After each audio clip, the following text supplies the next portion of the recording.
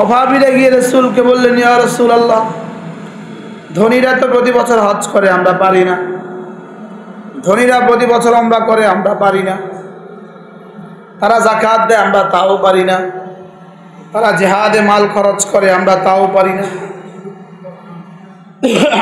রাসূল করিম সাল্লাল্লাহু তাআলা আলাইহি ওয়াসাল্লাম বললেন, তোমরা না যদি 5 ওয়াক্ত নামাজের আগে পরে সুবহানাল্লাহ 33 বার পড়ো, আলহামদুলিল্লাহ 33 বার পড়ো, আল্লাহু আকবার 33 বার পড়ো, তারা যা করে যা পাবে, সব করে যা পাবে তোমরা তা পাবা। সুবহানাল্লাহ। কেমন হলো আমাদের জন্য রাসূলের তালিমটা? কেমন হলো কি? এবার সাহাবায়ে কেরাম করতে শুরু করলেন, করতেছেন। সালাম ফিরিয়েই তারা তাসবিহ পড়ে, সুবহানাল্লাহ সুবহানাল্লাহ সুবহানাল্লাহ সুবহানাল্লাহ সুবহানাল্লাহ, আলহামদুলিল্লাহ আলহামদুলিল্লাহ, আল্লাহু আকবার আল্লাহু আকবার। ধনীরা জিজ্ঞেস করলেন, তোমরা কি করছো? তারা বললেন, আমাদেরকে তো রাসূল এগুলো শিখিয়েছে। এবার তারা বলল, আমরা এগুলো করব। এবার সাহাবায়ে কেরাম বললেন, ইয়া রাসূলুল্লাহ, ধনীরা তো আরো আগে বেড়ে গেল, আগে সব তো আছে, এখন এটাও বাড়তি হয়ে গেল। এবার রাসূল বললেন, এটা আল্লাহ তাআলার ফজল, ইউতি মান ইয়াশা, যাকে চান তাকে দান করেন, এটা নিয়ে আর কথা বলবা না। তবে আমি না নিজেও মিসকিন, উহিব্বুল মাসাকিন, আমি নিজেও মিসকিন, আমার কাছে একদিনের বেশি খাবার জমা নাই। আমি আবার মিসকিনদেরকে ভালোবাসি, আবার আমি দোয়াও করি, আল্লাহুম্মা জাআলনি ফি জুমরাতিল মাসাকিন, আল্লাহ আমাকেও মিসকিনদের অন্তর্ভুক্ত করে দেন। আবার আমি দোয়াও করি, ওয়াহশুরনি ফি জুমরাতিল মাসাকিন, মিসকিনদের সাথে আমার হাসর করে দেন। তোমরা এই নিয়ে আর ঘাবড়াবা না। তবে আমি তোমাদের জন্য একটা থ্রোক বরাদ্দ দিলাম। আমার উম্মতের গরিবরা, আমার উম্মতের ধনীদের 500 বছর আগে জান্নাতে চলে যাবে। যা মনে চায় তা করুক, ওরাও করতে থাকো, তোমরাও করতে থাকো, তোমরা আগে জান্নাতে যাবা। কি এই জন্য 5 ওয়াক্ত নামাজের পরে 33 বার সুবহানাল্লাহ, 33 বার আলহামদুলিল্লাহ, 34 বার আল্লাহু আকবার করবো তো ইনশাআল্লাহ। আরেক হাদিসে রাসূল বলেন, কোন মানুষ যদি 5 ওয়াক্ত নামাজের পরে 33, 34 বার পড়ে, গুফরাত খাতায়াহু, আল্লাহ তাআলা তার গুনাহগুলোকে মুছে দিবেন, ওয়ালাউ কাসুরাত, যত বেশি হোক না কেন। আরেক হাদিসে রাসূল বলেন, 5 ওয়াক্ত নামাজের পরে 33, 34 বার যে পড়বে, হুত্তাত খাতায়াহু ওয়ালাউ কানাত মিসলা জাবাদিল বাহর, সমুদ্রের ফেনা বরাবর গুনাহ হলেও রব্বুল আলামিন মাফ করে দিবেন। এবার আরেক হাদিসে রাসূল বলেন, ঘুমাবার সময় 33, 34 বার যে পড়বে, আল্লাহ রাসূল এবার বলেন, আল্লাহ তাআলা তাকে সোজা জান্নাতে দিয়ে দিবে। এবার আরেক হাদিসের 2 হাদিসের সমন্বয়, 5 নামাজে 500 বার হয়ে গেল, ঘুমাবার সময় 100 বার হয়ে গেল, জবানে হয়ে গেল 600 বার, মিজানে তুলবে 6000 বার। কারণ ফেরেশতাদের কাছে 10-এর নিচে কোনো অঙ্ক নাই, 10-এর নিচে কোনো কি নাই। এরা 9 লিখতেই পারে না। এরা কি, এদের সংখ্যায় শুরু হয় 10 দিয়ে, ফেরেশতাদের সংখ্যা শুরু হয় কত দিয়ে? ফেরেশতাদের সংখ্যা শুরু হয় 10 দিয়ে। আর শেষ সীমা কত? আমাদের কাছে 4-এর 4 সংখ্যা শেষ সীমা কত? 4টা নয়। 5-এর সংখ্যা শেষ সীমা কত? 5টা নয়। 10 সংখ্যার শেষ সীমা কত? 10টা নয়। 11 সংখ্যার শেষ সীমা কত? 11 নয়। ফেরেশতাদের কাছে নিম্ন সীমা 10, ঊর্ধ্ব সীমার কোনো সীমা নাই। আল্লাহু আকবার। এভাবে যদি প্রতিদিন হয়ে যায় 600 বার, মাসে হবে 18,000 বার। সুবহানাল্লাহ। একদিনে 600 বার, মাসে 18,000 বার। এবার একদিনে 6,000, মাসে 1,80,000। সুবহানাল্লাহ। এভাবে যদি এক মাসে ৮০,০০০ হয়, 10 বছরে কত, 20 বছরে কত, 30 বছরে কত? কি করবো না ইনশাআল্লাহ? আজ থেকে পারবো না ইনশাআল্লাহ? হযরত ফাতেমা রাদিয়াল্লাহু তাআলা আনহা গেলেন রাসূলের দরবারে।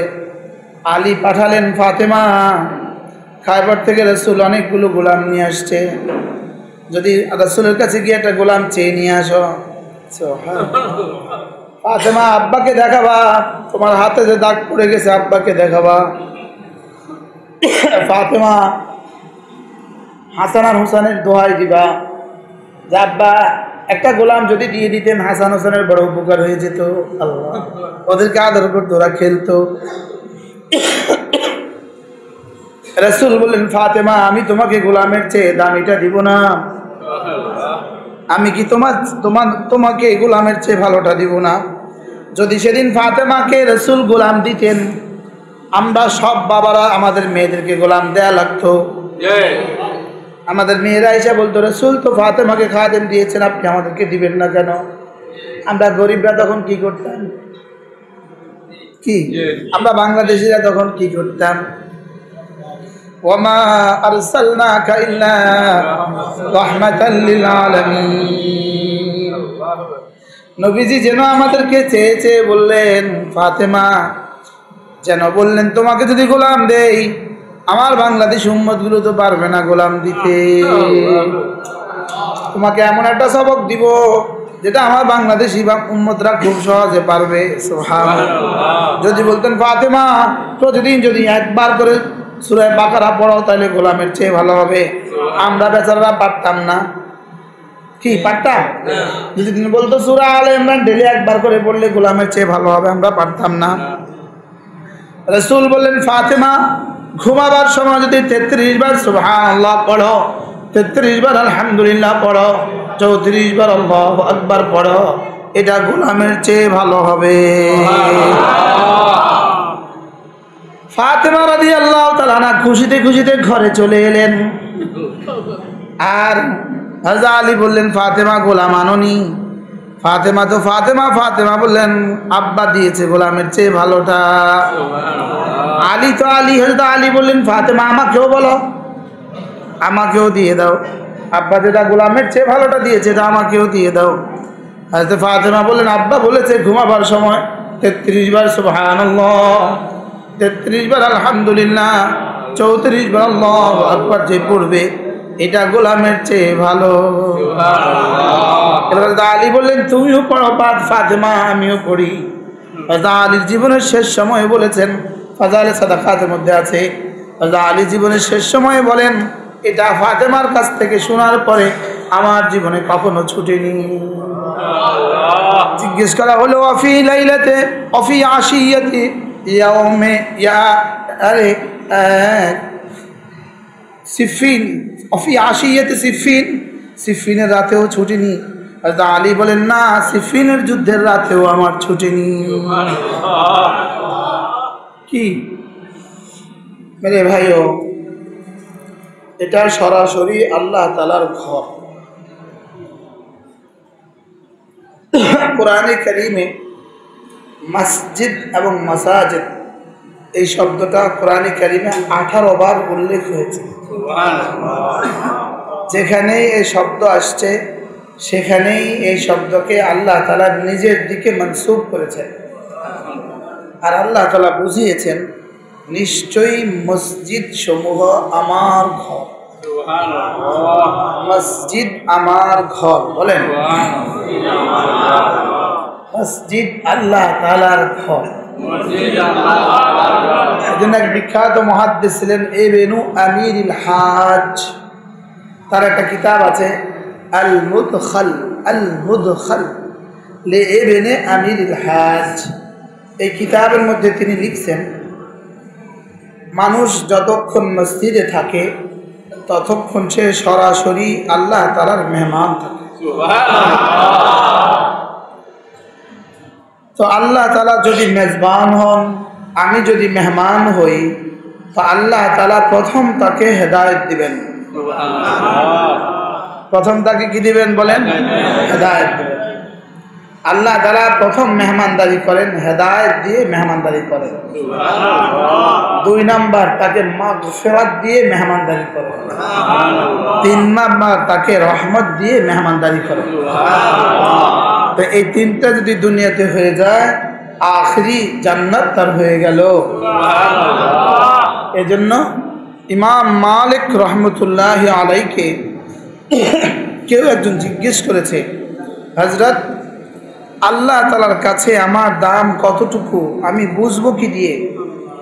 ইমাম মালিক রহমতুল্লাহ আলাইহি বলেন, তোমার কাছে আল্লাহ তাআলার ঘরের দাম যতটুকু, আল্লাহ তাআলার ঘরের দাম আমার কাছে যতটুকু, বলেন আল্লাহ তাআলার কাছে আমার দাম ততটুকু। 2 নাম্বার, আল্লাহ তাআলার কিতাবের দাম তোমার কাছে যতটুকু, আল্লাহ তাআলার কিতাবের দাম তোমার কাছে যতটুকু, আল্লাহ তাআলার কাছে তোমার দাম ততটুকু। 3 নাম্বার, আল্লাহ তাআলার রাসূলের দাম তোমার কাছে যতটুকু, আল্লাহ তাআলার কাছে তোমার দাম ততটুকু। 4 নাম্বার, উলামায়ে উম্মতের দাম তোমার কাছে যতটুকু, আল্লাহ তাআলার কাছে তোমার দাম ততটুকু। আমার কলিজায় ওলামাদের দাম আছে, এর অর্থ আল্লাহ তাআলার কাছে আমার দাম আছে। আর আমার কলিজায় মসজিদের সাথে দুশমনি, এর অর্থ আল্লাহ তাআলার কাছে আমার কোনো দাম নাই। আমার কলিজায় কোরআনের দুশমনি, এর অর্থ আল্লাহ তাআলার কাছে আমার কোনো দাম নাই। আমার কলিজায় মাদ্রাসা মসজিদের সাথে দুশমনি, আল্লাহ তাআলার কাছে আমার কোনো দাম নাই। বলকে আল্লাহ তাআলা তার সাথে যুদ্ধের ঘোষণা দিয়ে দেয়। তবে আল্লাহ তাআলার কাছে যুদ্ধের ঘোষণা হওয়া সত্ত্বেও তাকে মাল বাড়াতে থাকে, তাকে হুকুমত বাড়াতে থাকে, তাকে শক্তি বাড়াতে থাকে। আর এটাকে আল্লাহ তাআলা বলেন, এটার নাম হলো ইস্তিদরাজ। সানাস্তাদরিজুহুম মিন হাইসু লা ইয়ালামুন, আমি তাদেরকে ঢিল দিচ্ছি, ওরা টেরও পায় না। নাফরমানি সত্ত্বেও মাল বাড়া, বলেন নাফরমানি সত্ত্বেও মাল বাড়া, এটা আল্লাহ তাআলার পক্ষ থেকে ঢিল দেওয়া। এটা আল্লাহ তাআলার পক্ষ থেকে কি দেওয়া? ঢিল দেওয়া। আর ঈমান ও আমল হওয়া সত্ত্বেও, ইবাদত হওয়া সত্ত্বেও মালে তঙ্গি হওয়া, এটা জান্নাতে যাওয়ার পূর্বাভাস। এটা জান্নাতি হওয়ার পূর্ব লক্ষণ। এটা জান্নাতি হওয়ার কি? অভাবী হওয়া নবীদের সিফাত, বেশি মাল হওয়া কারুনের সিফাত। অভাবী হওয়া নবীদের সিফাত, বলেন অভাবী হওয়া নবীদের সিফাত, বেশি মাল হওয়া কারুনের সিফাত। ওই অভাবী কষ্ট থাকা সত্ত্বেও ঈমান আমলের উপরে উঠে আল্লাহ তাআলা তাকে মালওয়ালার 500 বছর আগে জান্নাত দিয়ে দিবেন। উলামায়ে উম্মত নিশ্চিত থাকতে পারেন, উলামায়ে উম্মত নিশ্চিত থাকতে পারেন, আইম্মায়ে মাসাজিদ নিশ্চিত থাকতে পারেন। সাদ্দাকতা ইয়া রাসূলুল্লাহ, ওগো আল্লাহর নবী, আপনি যা বলেছেন সত্য বলেছেন। রাসূল, আপনি যা বলেছেন সত্য বলেছেন। আমার উম্মতের ফুকারারা, আমার উম্মতের অভাবীরা, উম্মতের তাওয়াঙ্গারদের 500 বছর আগে জান্নাতে চলে যাবে। সুবহানাল্লাহ কতবার, আলহামদুলিল্লাহ কতবার, আল্লাহু আকবার কতবার। এখন আমরা শুদ্ধ করে শিখব। এটা বলতে, তাসবিহগুলো বলতে 3টা অঙ্গ ব্যবহার করতে হয়। কয়টা অঙ্গ বলেন? কয়টা অঙ্গ? 3টা অঙ্গ ব্যবহার করতে হয়। কয়টা অঙ্গ? জবান, দিল, কান। জবান, দিল, কান। জবানের কাম হলো শুদ্ধ উচ্চারণ করা, দিলের কাজ হলো, কানের কাজ হলো ধ্যানের সাথে শোনা, আর দিলের কাজ হলো তদারকি করা। তাসবিহ পড়তে কয় অঙ্গের কাজ? 1 নাম্বার, 2 নাম্বার, 3 নাম্বার। জবানে কি করবে? শুদ্ধ উচ্চারণ করবে। জবানের কাজ শুদ্ধ উচ্চারণ, কানের কাজ ধ্যানের সাথে নিজেরটা নিজে শোনা, আর জবানের কাজ হলো এটা বুঝতে থাকা, বোঝা আমি কি বলেছি। দিলের কাজ এটা বোঝা আমি কি বলেছি। আর এই মুহূর্তে ফেরেশতারা কি করছে, এই মুহূর্তে আমার রব কি করছে, এই মুহূর্তে আমার রব আমাকে কি দিচ্ছেন এটা বোঝা। সুবহানাল্লাহ। এই মুহূর্তে আমার রব কি করছেন এটার দিকে ধ্যান দেওয়া। এই মুহূর্তে আমার জন্য জান্নাতে কি কি হচ্ছে এটার দিকে ধ্যান দেওয়া। সুবহানাল্লাহ বলে না? এই ওলামা একদম বলেন জিকিরের মধ্যে কয় অঙ্গের কাজ? 1 নাম্বার, 2 নাম্বার, 3 নাম্বার। নামাজের মধ্যে 6 অঙ্গের কাজ। নামাজের মধ্যে কয় অঙ্গের কাজ? হাতের কাজ, পায়ের কাজ, চোখের কাজ, জবানের কাজ, কানের কাজ, দিলের কাজ। নামাজের মধ্যে 6 অঙ্গের কাজ। নামাজের মধ্যে কয় অঙ্গ? 1 number, 2 number, 3 number, 4 number, 5 number, 6 number. সাইদ বুঝে আসছে? চোখের কাজ হলো 4টা। চোখের কাজ কয়টা? 4টা। দাঁড়ানো অবস্থায় সেজদার জায়গায়, রুকু অবস্থায় 2 পায়ের মধ্যখানে, সেজদা অবস্থায় নাকের ডগায়, বসা অবস্থায় কোলে। নামাজে চোখের কয় কাজ? 1 নাম্বার, দাঁড়ানো অবস্থায় রুকু সেজদার জায়গায়, দাঁড়ানো অবস্থায় সেজদার জায়গায়, রুকু অবস্থায় 2 পায়ের মধ্যখানে, সেজদা অবস্থায় নাকের ডগায়, সেজদা অবস্থায় নাকের ডগায়, বসা অবস্থায় কোলে। ভুলে গেছে 5 কাজ চোখের, 5 কাজ চোখের। সালাম অবস্থায় গর্দানের উপরে, বাহুর উপরে, সালাম অবস্থায় বাহুর উপরে, সালাম অবস্থায় কাঁধের উপরে, কাঁধের দিকে না কাঁধের উপরে, এটা হলো কাঁধের দিক। আসসালামু আলাইকুম, এটা হলো কাঁধের দিক, আর এটা হলো কাঁধের উপর। চোখের কয় কাজ? ডান অবস্থায়, রুকু অবস্থায়, সেজদা অবস্থায়। আমরা সেজদা অবস্থায় কোন জায়গায় থাকে? চোখ বন্ধ অথবা জমিনে। আর সালাম অবস্থায় কোন দিকে থাকে? সালাম অবস্থায় কাঁধের উপর। আসসালামু আলাইকুম ওয়া রাহমাতুল্লাহ, আসসালামু আলাইকুম ওয়া রাহমাতুল্লাহ। মনে থাকবে সবার? এটা পরে ইন্টারভিউ হবে। ওয়াজ বহুত করছি, একটু পরে কি হবে? এবার বলেন হাতের 5 কাজ। তাকবীরে তাহরিমার সময় আঙ্গুলগুলো মিলিয়ে কিবলামুখী করে কানের লতি পর্যন্ত উঠানো। এভাবে না, এভাবে কিবলামুখী।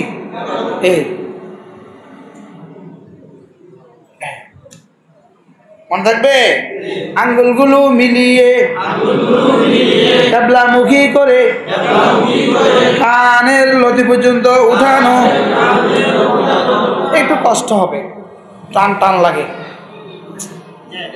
এমনি করতে কোনো টান টান লাগে না। কোন এমনি কর, টান লাগছে নি? টান লাগছে নি? টান লাগছে নি? এবার টান নিছান দেন। এ টান লাগছে নি? কষ্ট লাগছে নি? একটু একটু টান টান লাগে না? 2 নাম্বার দান অবস্থায় 2 আঙ্গুল দিয়ে বাহু বেঁধে বাকি আঙ্গুল ফেলে দেওয়া। এবার স্বাভাবিক ছুটতে হবে। এবার দেখতে হবে, এবার ছেড়ে দেবে। ঠিক আছে ইনশাআল্লাহ। রুকু অবস্থায় আঙ্গুলগুলো ফাঁকা করে, সেজদা অবস্থায় আঙ্গুলগুলো মিলিয়ে, বসা অবস্থায় আঙ্গুলগুলো স্বাভাবিক। মনে থাকবে? আল্লাহ। এবার পা, পায়ের তিন কাজ। দোনো পা সোজা, দাঁড়ানো অবস্থায়, দাঁড়ানো অবস্থায় দোনো পা সোজা কিবলামুখী রাখা, ফাঁকা স্বাভাবিক রাখা।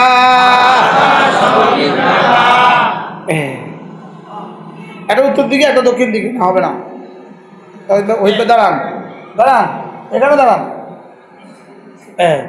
দাঁড়ান এখানে। হ্যাঁ, পায়ের দিকে তাকাইছেন সবাই, দেখছেন? এবার ভুলটা করেন, ওটা ওটা উত্তর দিকে দেন, ওটা ওটা উত্তর মেরুর দিকে দেন, ওটা দক্ষিণ মেরু। ভুলটা দেখান না, ভুল, ভুলটা দেখান। হ্যাঁ, দেখছেন নি? ভুলটা দেখছেন নি? সোজা হবে কোন দিকে? মনে থাকবে ইনশাআল্লাহ। আল্লাহ কবুল। মাশাআল্লাহ। দাঁড়ানো অবস্থায় কোথায়, কিভাবে? এভাবে হবে। এবার সেজদা অবস্থায় দোনো পা দাঁড়া করিয়ে বলেন, আঙ্গুলগুলো কিবলামুখী রাখা। এবার বসা অবস্থায় বাম পা বিছিয়ে, ডান পা খাড়া করে, দোনো পায়ের আঙ্গুলিগুলো কিবলার দিকে রাখা। যদি প্রশিক্ষণ করতে পারতাম সুন্দর হইতো না? হাত, চোখের কাজ পাইলাম, হাতের কাজ পাইলাম, পায়ের কাজ পাইলাম। কয় কাজ? 3 অঙ্গের কাজ গেল। এবার জবানে শুদ্ধ শুদ্ধ করে পড়া, ধীরে ধীরে পড়া,